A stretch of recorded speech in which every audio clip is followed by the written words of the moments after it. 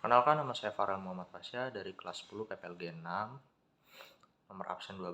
Kali ini saya akan menjelaskan tentang sejarah lahirnya Pancasila, fungsi dan kedudukan Pancasila, dan implementasi sila-sila Pancasila. Yang pertama, saya akan menjelaskan tentang sejarah lahirnya Pancasila. Sejarah lahirnya Pancasila dimulai dengan terjadinya kekalahan tentara Kekaisaran Jepang di akhir Perang Pasifik. Tentara pendudukan Jepang di Indonesia berusaha menarik dukungan rakyat Indonesia dengan membentuk Dokuritsu Junbi Chosakai atau BPUPKI, yaitu Badan Penyelidik Usaha-Usaha Persiapan Kemerdekaan Indonesia. Badan ini mengadakan sidang yang pertama dari tanggal 29 Mei yang nantinya selesai tanggal 1 Juni 1945. Rapat dibuka pada tanggal 28 Mei 1945 dan pembahasan dimulai keesokan harinya tanggal 29 Mei 1945 dengan tema Dasar Negara. Rapat pertama ini diadakan di gedung Chosangin di Jalan Pejambon 6 Jakarta yang kini dikenal dengan sebutan Gedung Pancasila. Pada zaman Belanda, gedung tersebut merupakan gedung Volksstraat. Setelah beberapa hari tidak mendapatkan titik terang, pada tanggal 1 Juni 1945, Soekarno menyampaikan ide serta gagasan terkait dasar negara Indonesia yang dinamai Pancasila. Panca artinya 5, sedangkan sila artinya prinsip atau azas. Pada saat itu, Bung Karno menyebutkan 5 dasar negara Indonesia, yakni sila pertama kebangsaan, sila kedua internasionalisme atau perikemanusiaan, sila ketiga demokrasi, sila keempat keadilan sosial, dan sila kelima ketuhanan yang Maha Esa. Dalam pidato inilah konsep dan rumusan awal Pancasila pertama kali dikemukakan oleh Soekarno sebagai dasar negara Indonesia merdeka. Pidato ini pada awalnya disampaikan oleh Soekarno secara aklamasi tanpa judul dan baru mendapatkan sebutan lahirnya Pancasila oleh mantan ketua BPUPKI Dr. Rajiman Widyodiningrat dalam kata pengantar buku yang berisi pidato dan kemudian dibukukan oleh BPUPKI. Untuk menyempurnakan rumusan Pancasila dan membuat undang-undang dasar yang berlandaskan kelima asas tersebut, maka Dokuritsu Junbi Chosakai membentuk sebuah panitia yang disebut sebagai Panitia 9, berisi R. Soekarno, Muhammad Hatta, Abikusno Cokrosuroso, Agus Salim, Wahid Hasyim, Muhammad Yamin, Abdul Qahar Muzakir, Bapak Amr Amis, dan lain-lain.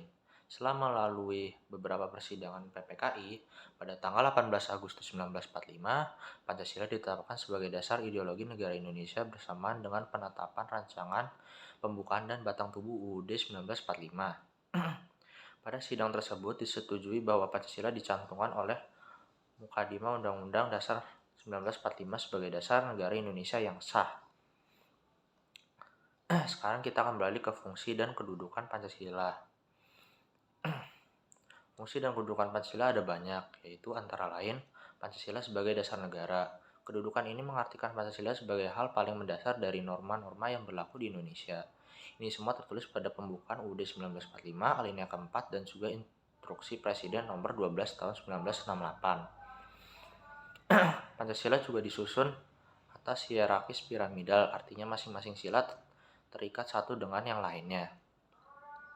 Pancasila sebagai pandangan hidup bangsa. Pandangan hidup diartikan sebagai cara kita memandang suatu hal, baik itu untuk diri sendiri atau hal lainnya. Tentunya sebagai sebuah negara, Indonesia juga memiliki pandangan hidup untuk menjamin kehidupan warga negaranya. Pandangan hidup biasanya dijadikan sebagai acuan dalam menyelesaikan permasalahan yang sedang dihadapi. Dalam lingkup besar, pandangan hidup bangsa berasal dari dasar dan cita-cita negara. Karena itulah pandangan hidup juga dianggap sebagai nilai-nilai yang dianut oleh bangsa. Pandangan hidup bangsa Indonesia adalah Pancasila, artinya segala sesuatu yang kita lakukan harus sesuai dengan nilai-nilai Pancasila. Yang ketiga, Pancasila sebagai kepribadian bangsa. Kepribadian bangsa adalah ciri khusus yang membedakan antara bangsa satu dengan bangsa yang lainnya. Kepribadian yang dimiliki Indonesia merupakan hasil dari perjuangan, perubahan, dan perkembangan yang telah dilalui, mulai dari sejarah, adat, budaya, dan masih banyak lagi. Pancasila juga berkedudukan sebagai kepribadian bangsa. Melalui Pancasila, bangsa Indonesia memiliki ciri yang berbeda dari bangsa lain. Pancasila sebagai perjanjian luhur rakyat. Pancasila sebagai perjanjian luhur rakyat diartikan sebagai perjanjian yang sudah disepakati oleh seluruh masyarakat Indonesia, walaupun sebenarnya kesepakatan itu dilakukan oleh para anggota sidang BPUPKI dan PPKI. Pancasila sebagai sumber dari segala sumber hukum. Pancasila sebagai sumber hukum artinya adalah seluruh hukum yang berlaku di Indonesia harus dibuat berdasarkan Pancasila, baik itu UU dan hukum yang tertulis atau yang tidak tertulis. Jadi ketika akan membuat sebuah undang-undang atau hukum, kita wajib untuk menelaah kesesuaian dengan nilai-nilai Pancasila. Karena Pancasila sebagai ideologi nasional. Ideologi bisa diartikan sebagai cara pikir atau cara pandang seseorang atau kelompok terhadap suatu hal. Jadi ideologi nasional adalah cara pikir masyarakat dalam cakup yang besar, yaitu negara. Pancasila sebagai ideologi nasional berfungsi sebagai pewujudan nilai-nilai yang menjadi cita-cita bangsa, kemudian dicerminkan dalam kehidupan berbangsa dan bernegara oleh warga negaranya. Selanjutnya, kita akan membahas tentang implementasi sila-sila Pancasila. Yang pertama, sila ketuhanan yang Maha Esa.